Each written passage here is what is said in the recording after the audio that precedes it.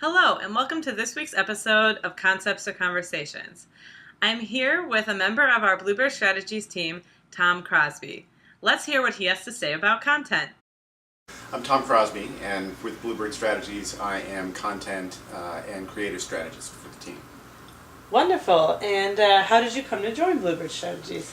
I've known Carrie and I've known members of the BlueBird team for probably about 10 years, and so I've seen the evolution of marketing automation and collaborated with Carrie on a number of different projects. So we've seen the growth of lead nurturing from two sides, from the content side, which I provide, and from the marketing automation side, which Carrie's practically an expert in. Absolutely. So, you being the content expert, tell us a little bit about what is great content, what makes great content, and why is it essential to lead nurturing? Sure. Well, first of all, let's start with why it's essential to lead nurturing, and that is because they're inextricably linked. You have to have good content, you have to have good writing, you've got to tell a good story and be compelling to your audience.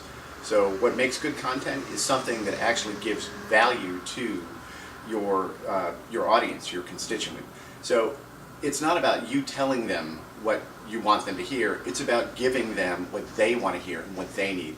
And the best way to look at that is to provide a content map, which is like taking the segments of the marketing journey for the customer and breaking it up in ways that make sense, and then making sure that what you write is authentic and meaningful and compelling to them. I think of great content as storytelling, right? So it's not really just talking about a feature or a benefit, but it's painting a picture that the customer can actually relate to. It's showing them people who are just like them. And it's also providing measured steps of content so that it's part of a journey. We're taking a look at what they need, when they need it, and we're making sure that it makes logical sense to them.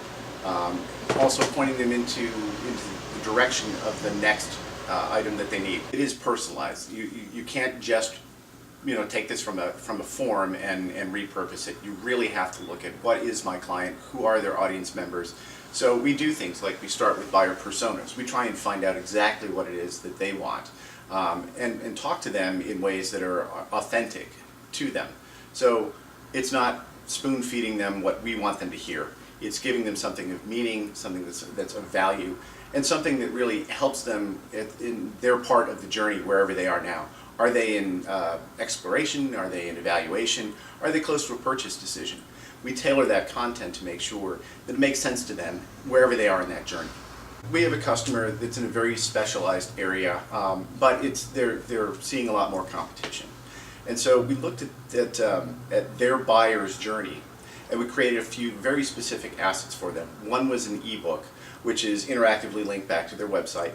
And it was really very much designed to answer the questions that they had as part of the evaluation process. Not quite the purchase part, but the evaluation part. And so we really looked to ask the right questions, and we talked to members of their audience to find out where were the stopping points, what were the things that had them concerned or confused. And we created this asset to address just those components.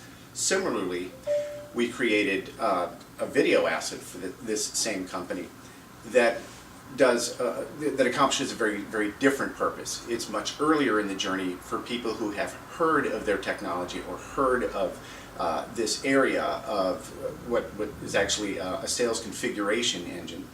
And so we created something that helps them to understand what is the market looking like? What are the questions that I should ask?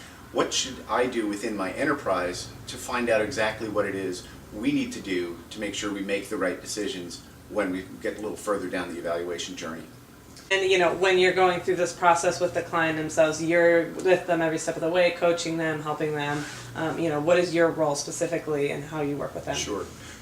Well, first of all, it's not just me, it's other members of the BlueBird team.